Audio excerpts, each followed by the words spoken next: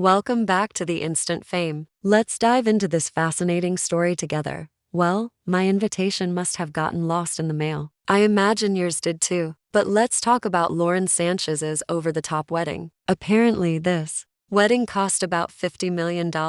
It might have cost $60 million. $70 million, who cares? When you're worth $200 billion, they could have spent $100 million on this wedding and not even blinked. Lauren Sanchez, she went viral for this Dolce & Gabbana dress she wore. It's all white and lacy. I'm not a fashion expert, but if you're listening on Spotify or Apple, come over to YouTube so you can see what we're talking about. She's also on the cover of Vogue now. I don't know if this is why Anna Wintour stepped down, but Vogue has definitely changed. They used to put models and real thought leaders on the cover. Now it's Lauren Sanchez because she married an unbelievably wealthy man. But hey, she looks happy, and I'll admit I used to poke fun at her and Jeff Bezos, but I've come around. At least they own the fact that they're out of touch. They're not like Harry and Meghan, pretending to be relatable while living in a Monaco mansion. Lauren's like, yeah, I'm marrying one of the richest men alive. We're in love, we're short, we're important, and we like to have a good time.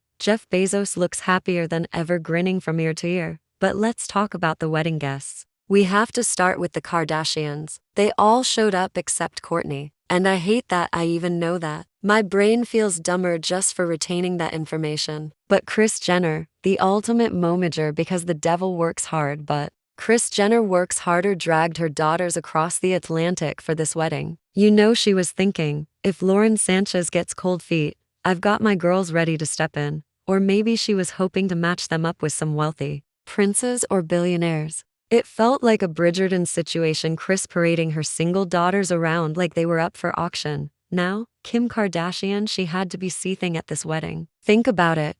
Kim spent 20 years hustling sex tape, cute, endorsing every product under the sun, dating Ray J, Kanye, and who knows who else. And here comes Lauren Sanchez, who seemingly came out of nowhere, marrying a man worth $200 billion. You know, Kim was mad, and you could tell because at the after party, she showed up in the most revealing outfit I've ever seen at a wedding. I don't care if it was the after party, this was basically a let them eat cake Marie Antoinette look. If Marie Antoinette had been mauled by raccoons, her boobs were practically falling out. Kim, showing up to another woman's wedding like that? Not a girl's girl move. But that's Kim for you, always making it about herself. Other guests? Oprah Winfrey was there. And what's wild is that just before the election, Oprah was out here saying, if we don't vote for Kamala Harris, democracy will end. But here she is, living it up in Venice with Gayle King. Oh, and Gayle glad to see she's back on Earth after her little space joyride.